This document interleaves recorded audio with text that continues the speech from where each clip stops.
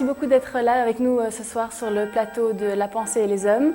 Ce soir, j'ai le plaisir d'accueillir Axel Cléromance, professeur à l'ULB, directeur du Centre de neurosciences à l'ULB et directeur de recherche au FNRS. Merci beaucoup d'être là avec nous ce soir. Pouvez-vous nous donner une brève définition de ce qu'est la conscience pour vous ? Très bien. La conscience, c'est pas compliqué en fait, c'est tout simplement l'effet que cela fait à chacun d'entre nous. C'est-à-dire, c'est l'ensemble des sensations, des émotions et des pensées qui caractérisent chacun de nos moments d'éveil. Et donc, c'est en fait l'intégralité des contenus de ce qui se passe dans notre tête, de tout ce que nous ressentons, de tout ce que nous pensons, au fur et à mesure que nous traversons la journée. C'est-à-dire que la conscience émerge quelque part chaque matin quand on s'éveille de notre sommeil et s'éteint d'une autre manière, mais pas tout à fait aussi. Il y a beaucoup de débats autour de ça au moment où on s'endort à nouveau. Et donc, ce qui est fascinant avec la conscience, c'est qu'on n'en comprend pas bien encore les bases biologiques. C'est-à-dire qu'il y a très peu d'accords et très peu de théories convaincantes autour de la question de savoir non seulement comment, mais aussi pourquoi l'activité biologique du cerveau produit ces états mentaux. C'est ça. Et en fait, votre théorie, c'est de dire que le cerveau apprend à être conscient, c'est ça ? Oui, alors il y a évidemment énormément de théories de la conscience, puisque c'est un phénomène qui demeure encore aujourd'hui un mystère. Mystère d'ailleurs que le philosophe américain Daniel Dennett définissait, j'aime vraiment beaucoup cette définition, comme un problème auquel on ne sait pas encore comment il faut penser. Et je trouve que là, on est vraiment au cœur de la question, parce que c'est vrai qu'il y a beaucoup de points de vue différents. En fait, il y a à peu près autant de points de vue différents qu'il y a d'acteurs dans le domaine. Mais il y a quand même quelques grandes idées qui émergent, et il y en a deux qui dominent un petit peu le champ des possibles, disons. La première, c'est que la conscience dépend d'un réseau qui implique plutôt plusieurs régions cérébrales, notamment le cortex frontal, pariétal et temporal, dont les neurones sont reliés entre eux par des connexions cortico-corticales à longue distance, qui émanent de la couche 5 du cortex, et tout ça forme une espèce d'espace de travail global dans lequel les informations qui sont traitées par les différentes modalités sensorielles peuvent se retrouver et ainsi être amplifiées et communiquées à l'ensemble des réseaux qui constituent notre cerveau, de telle sorte que les informations qui se trouvent dans ce réseau particulier, cet espace de travail global, se trouvent être globalement disponibles à l'ensemble des systèmes de notre cerveau, ce qui correspond d'ailleurs à la réalité que les informations dont je suis conscient à un moment donné exercent une influence globale sur mon comportement, c'est-à-dire que je peux m'en servir comme objectif, je peux en parler évidemment, le rapport verbal que je fournis à propos de mes états mentaux est fondamental dans cette perspective. Enfin bref, il y a là toute une série de fonctions qui sont sous-tendues par cet espace de travail global qui ne seront pas possibles si l'information demeure inconsciente. Ça, c'est une première grande idée.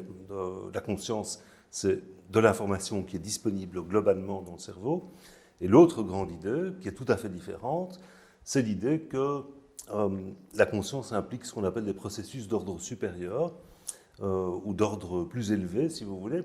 Et donc, ça veut dire qu'on ne considère pas que des configurations d'activité neurale dans le cerveau sont conscientes intrinsèquement en elles-mêmes, mais qu'elles le deviennent à partir du moment où elles font l'objet d'une autre représentation qui indique leur existence à l'agent. Autrement dit, c'est un peu compliqué, hein, mais une représentation mentale, donc un état d'esprit, une émotion que je ressens, une pensée, deviendra consciente à partir du moment où je suis conscient de l'existence de cette information. Alors, c'est un peu circulaire, on se dit, tiens, c'est un peu curieux comme idée, mais ça capture cette notion fondamentale dans ces théories d'ordre supérieur, qu'il n'y a rien qui fait que l'activité biologique des neurones en tant que telle provoque la conscience ou s'accompagne d'une expérience subjective. Ce qu'il faut, c'est qu'il y ait une deuxième représentation, en fait, qui indique à moi, en tant qu'agent, l'existence d'une configuration particulière qui se trouve, par exemple, dans mon cortex visuel. Donc, quand je vous vois, cette représentation dans mon cortex visuel, elle n'est pas consciente, elle ne deviendra consciente qu'à partir du moment où il y a une autre représentation dans mon cortex frontal, par exemple, qui indique l'existence de cette représentation familière qui correspond à votre visage, etc. D'accord. Donc c'est deux idées radicalement différentes. Ok.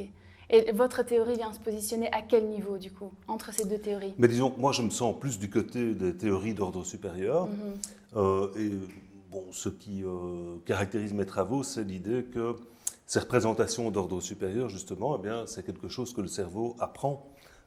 Et par apprentissage, ici, je ne veux pas dire un apprentissage comme à l'école, ce n'est pas un apprentissage académique, c'est simplement des processus de plasticité, donc de modification des patrons de connectivité entre différents neurones, qui sont donc tout à fait automatiques, qui sont une sorte de conséquence de la maturation du cerveau et du traitement de l'information, que ces processus vont alors permettre de manière continue au cerveau de redécrire à lui-même sa propre activité. Et donc il y a une sorte de boucle, si vous voulez. En fait, il y a plusieurs boucles, je pense. Une boucle via laquelle le cerveau apprend quelque chose à propos de sa propre activité. Ça, c'est le cœur de ces théories d'ordre supérieur. Une deuxième boucle qui implique des interactions entre perceptions, ce que je perçois à un moment donné, et la manière dont j'agis. Et enfin, une troisième boucle qui passe à travers l'esprit des autres. Et ça, je pense que c'est fondamental aussi. C'est-à-dire que je pense que nous devenons conscients, en partie à cause du fait que nous avons sans cesse besoin d'inférer les états mentaux d'autrui. C'est-à-dire que je ne sais pas, en fait, comment vous allez réagir à quelque chose que je dis, mais évidemment, j'ai des hypothèses. Le cerveau est une machine à faire des prédictions. J'ai des hypothèses, mais toutes ces hypothèses, contrairement à ce qui se passe quand j'interagis avec le monde naturel, demande que j'imagine des états mentaux inobservables, puisque la conscience est un phénomène privé. Vous savez que vous êtes consciente, je sais que je suis conscient, mais moi je ne sais pas que vous êtes consciente. Vous pourriez être un robot, très sophistiqué, etc. En fait, je n'en sais rien. Donc la seule manière dont je peux m'en assurer, c'est en interagissant avec vous. Mais nonobstant, je fais quand même l'hypothèse, mon cerveau fait l'hypothèse que vous avez des états mentaux, des intentions, des désirs, c'est ce qu'on appelle the theory of mind, c'est bien ça? Oui, exactement, la théorie de l'esprit, qui est donc l'ensemble des mécanismes via lesquels j'émets des hypothèses à propos de vos propres états mentaux. Et donc ça, je pense que c'est fondamental parce que donc si par exemple je prends mes lunettes ici et que je les laisse tomber, j'ai une très très bonne idée en fait de ce qui va se passer. J'ai une idée du bruit que ça va faire, j'ai une idée peut-être de la manière dont elles vont tomber sur la table et ainsi de suite. Mais si j'agis vis-à-vis de vous, dans certains cas, j'ai une très bonne idée aussi de ce qui va se passer, par exemple, parce que je vous connais et que je sais quelque chose à propos de la nature des interactions que nous avons. Mais en fait, je ne sais pas. Je ne sais pas sans faire l'hypothèse que vous avez des états mentaux. Et donc, ces états mentaux, j'essaie de les modéliser. Et donc, finalement, j'ai dans ma tête un modèle de ce que cela veut dire d'être un agent, de ce que cela veut dire d'être un être humain. Et je pense que c'est notamment via ce modèle que l'on peut installer ces fameuses méta-représentations ou représentations à propos d'autres représentations que postulent les théories d'ordre supérieur. Et donc je pense qu'on apprend petit à petit comme ça, au fil du développement et énormément dans l'enfance, même dans la petite enfance, ce que cela veut dire d'être un agent, tout ça au service de la capacité que j'ai de prédire les conséquences de mes actions. C'est ça, parce que cette théorie de l'esprit, si je ne me trompe pas, on commence à la voir à l'âge de 4-5 ans. Et donc, est-ce que ça veut dire qu'on commence à être conscient qu'à ce moment-là, ou on commence déjà à être conscient quand on est un enfant, un bébé, plus tôt, dès la naissance? C'est une question fondamentale à laquelle il n'y a pas de réponse. Mais quand même deux remarques. D'une part, il faut soigneusement distinguer ici sensibilité ou sensitivité et conscience. Je pense que les nouveau-nés sont évidemment conscients, sensibles plutôt. Donc ils ressentent des choses, ils répondent aux stimulations qu'ils ressentent et ainsi de suite. Est-ce qu'ils ont conscience d'eux-mêmes en tant qu'agents individuels, séparés des autres? Est-ce qu'ils ont une conscience de soi, comme on dit? Ça, c'est beaucoup moins clair. Alors on dit effectivement que ça apparaît vers 4 ans. Ceci étant dit, il y a énormément de démonstrations expérimentales qui suggèrent que la métacognition, c'est-à-dire la capacité que j'ai d'avoir une réflexion à propos de mon propre comportement, ainsi que la conscience de soi, peuvent émerger plus tôt. C'est très difficile. Cette question de la reconnaissance de soi, elle se pose également dans le monde animal, par exemple, où on sait très bien que certains organismes sont capables de se reconnaître dans un miroir, par exemple, alors que d'autres ne le sont pas. Et c'est un petit peu mystérieux parce qu'il y a une sorte de patchwork, si je peux dire, d'espèces comme ça qui sont capables de se reconnaître dans le miroir, mais c'est un petit peu plic-ploc. Donc on a les éléphants, certains singes, mais pas tous. Donc par exemple pas les macaques, ou moins les macaques. On a les dauphins, mais pas les chiens, pas les chats. Donc c'est très curieux, on ne comprend pas bien en fait pourquoi c'est organisé ainsi. Mais on oublie, ce faisant, que les tests qu'on utilise pour évaluer la reconnaissance, la capacité d'un organisme à se reconnaître lui-même, sont en fait très limités et souvent complètement biaisés vers la modalité visuelle. Donc c'est le fameux test du miroir. Parce que si je vous place devant un miroir et que vous avez une tache sur le front qu'on vous a placée alors que vous êtes inconscient, j'imagine que vous êtes un singe, est-ce que vous allez aller toucher? Mais c'est très visuel, ça. Qu'est-ce qui se passe avec d'autres organismes où la modalité est dominante? Je pense aux rongeurs, par exemple, c'est plutôt l'olfaction, etc. Est-ce que ce test de reconnaissance du miroir est adéquat? Je ne sais pas. Et où vous positionnez-vous face à la question du libre arbitre? Du coup, si vous dites que la conscience émane de nos apprentissages, donc de la plasticité cérébrale, est-ce que ça ne nous mènerait pas plutôt vers un déterminisme neuronal en quelque sorte? Mais donc là, il y a énormément de questions là derrière.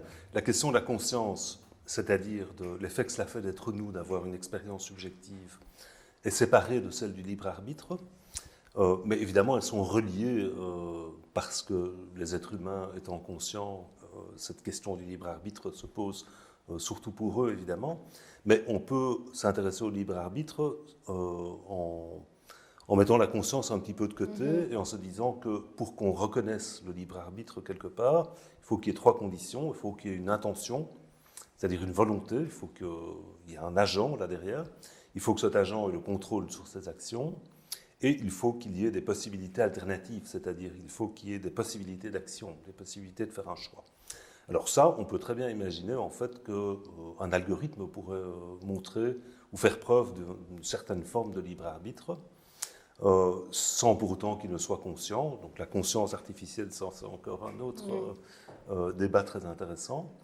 Mais je ne pense pas que les perspectives neurobiologiques sur la question de la conscience, c'est-à-dire cette idée que tous nos états mentaux sont causés par l'activité biologique du cerveau, impliquent nécessairement que l'on adopte ou que l'on épouse une forme de déterminisme. Il faut lire à ce propos, il y a énormément de débats autour de tout ça évidemment, mais il faut lire les travaux de Christian List, qui est un philosophe basé à Londres, qui a remis sur le tapis la question en philosophie de l'esprit du compatibilisme, c'est-à-dire l'idée qu'on peut défendre à la fois la liberté d'un système, d'un agent, tout en reconnaissant que les lois de la physique sont déterministes et que donc il n'y a pas de liberté à ce niveau-là. Et son argument consiste simplement à dire que cette question du libre arbitre ne se pose pas de la même manière à différents niveaux de description.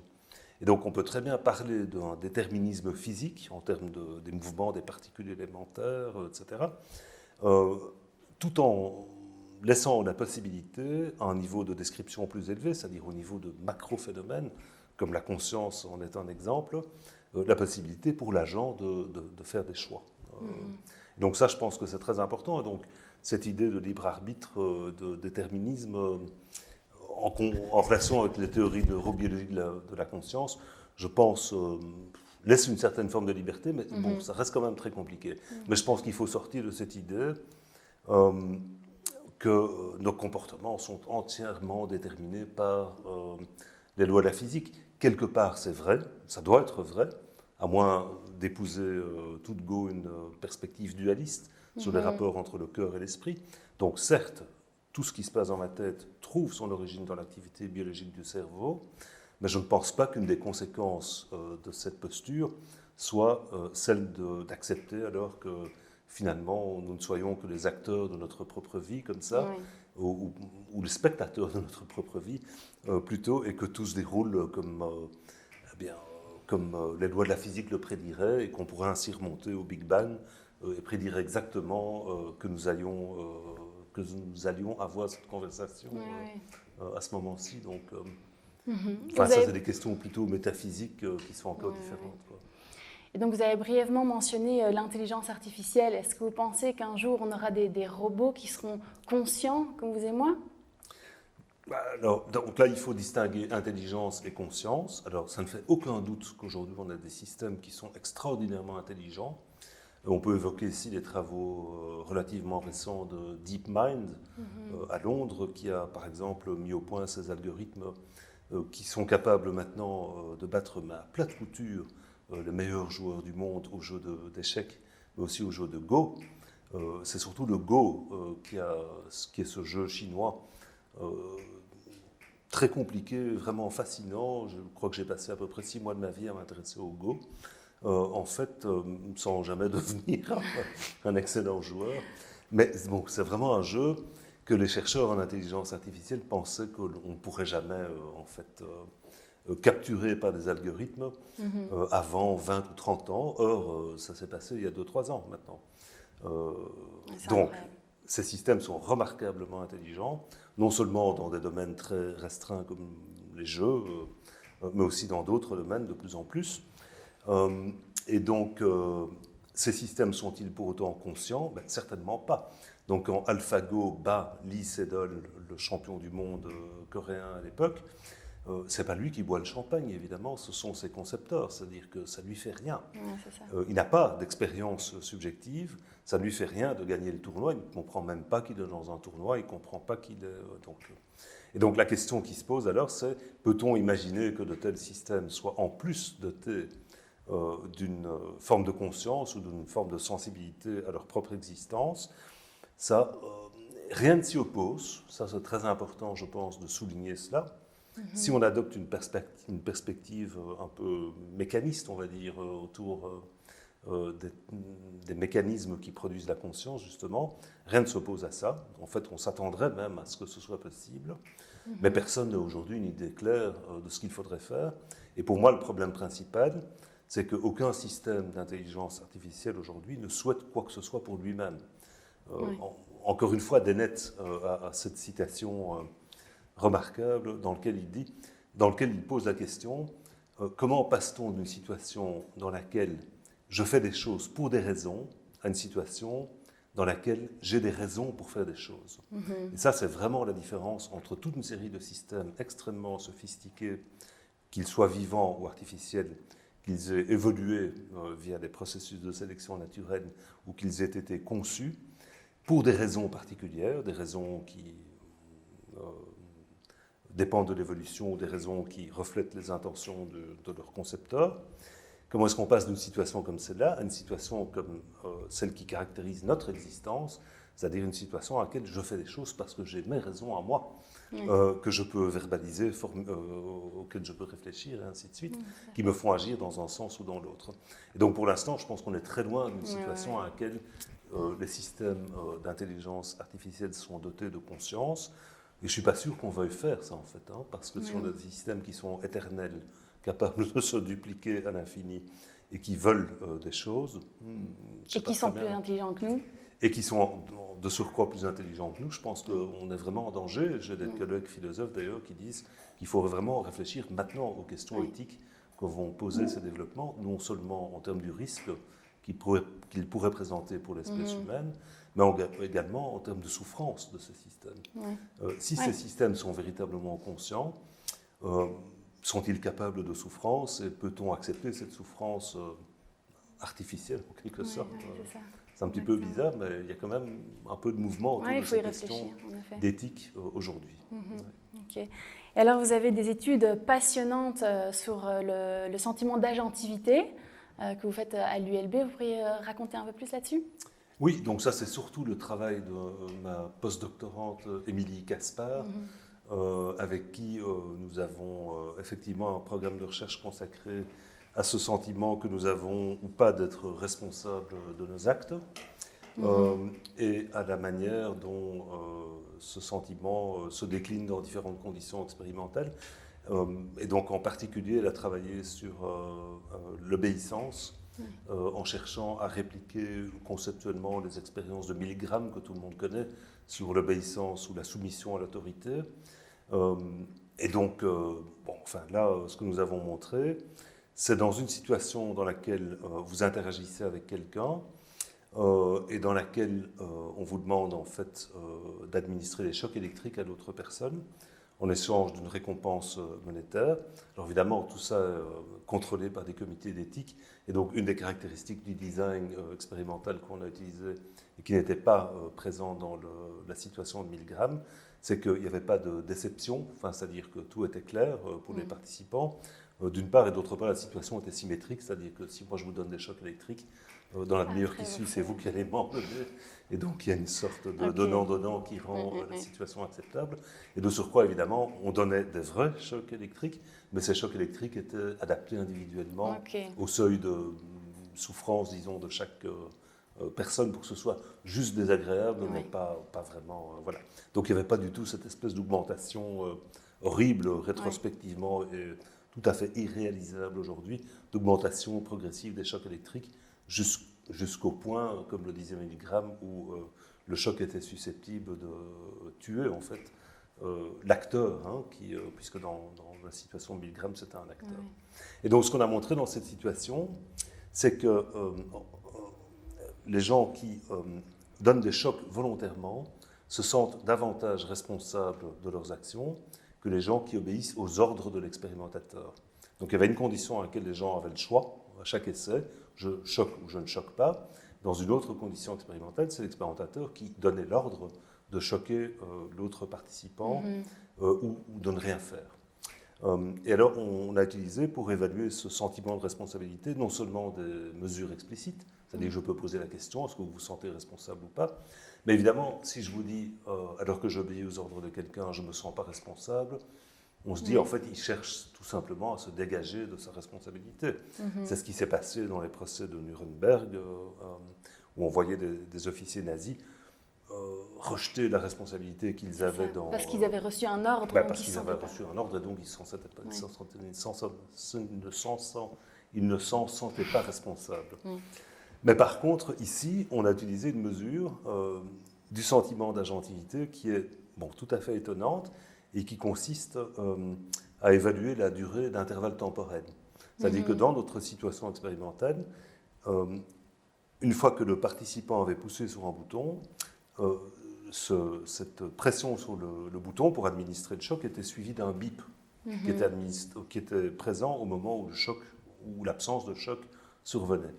Et en fait, ces bips pouvaient survenir 200, 400 ou 800 millisecondes après le moment où la personne poussait sur le bouton. Et à chaque essai, on demandait à la personne de rapporter le nombre de millisecondes qui s'étaient écoulées entre le moment où elle avait poussé sur le bouton et le moment où survenait le bip. Alors, ça peut sembler bizarre de devoir dire en millisecondes, comme ça, 537 millisecondes, mais en fait, les gens font ça assez facilement. Et ce qu'on constate dans cette situation, c'est que quand je suis responsable d'un bip, je vais avoir tendance à rapprocher les conséquences de mon action, de mon action, et donc j'évalue ces intervalles temporels comme étant plus courts que ce qu'ils étaient en réalité. Pour se rassurer. Non, pour s'approprier en fait les conséquences de nos actions. Hein, donc les choses que je cause me semblent plus proches dans le temps que les choses dont je ne suis pas responsable. Donc si par exemple moi je pousse sur votre doigt, donc c'est pas vous qui prenez la décision de pousser, et que le bip survient, à ce moment-là, vous allez donner une estimation du temps qui s'est écoulé entre la pression et le bip, qui est plus longue que ce qu'elle n'est en réalité. Donc il y a une sorte de distanciation des conséquences, ou plutôt des événements qui surviennent en raison de causes qui ne sont pas les miennes, et une sorte de rapprochement quand je sais que c'est moi qui ai causé une conséquence. Et ce qu'on observe dans cette situation expérimentale où je pousse sur un bouton et puis la personne reçoit un choc, c'est que quand la personne choisit elle-même, elle donne des appréciations plus courtes, justement, de ces intervalles temporels que ce qu'ils ne sont en réalité, alors que quand la personne obéit aux ordres qu'on lui donne, elle donne des estimations plus longues. Mais évidemment, personne ne fait le lien entre cette tâche de dire la durée qui s'écoule entre la pression sur un bouton et le bip, et le sentiment de responsabilité. Et donc on a vraiment là une mesure implicite du sentiment que j'ai d'être responsable de mes actions ou pas. Et ce que l'expérience montre, et je termine là-dessus, c'est justement que quand j'obéis aux ordres, cette mesure implicite reflète en fait le fait que je suis vraiment moins responsable. Je me sens vraiment moins responsable de mes actions dans cette situation où j'obéis aux ordres de quelqu'un. Et comment vous expliquez ça en tant que professionnel, en tant qu'expert? pourquoi est-ce qu'on se sent moins responsable si on a reçu un ordre alors que l'acte est le même? On a donné cette truc Oui, électrique. mais justement, ce qui manque là-dedans, parce que agentivité, ça veut dire intention, possibilité d'action et contrôle sur ce que je fais, il manque l'intention, évidemment. Quand j'obéis aux ordres de quelqu'un, moi, je n'ai pas nécessairement l'intention de donner un choc aux participants. Et donc, c'est ça qui explique en fait ce sentiment qu'on a d'être moins responsable. D'accord. Alors, par la suite, Émilie Caspar a réalisé d'autres expériences dans lesquelles on s'est posé la question de savoir la personne qui donne les ordres se sent-elle aussi responsable? Et en fait, là, on se retrouve vraiment dans une situation de diffusion de responsabilité. Moi qui exécute les actions, je ne me sens pas responsable parce que ce n'est pas moi qui choisis de donner un choc.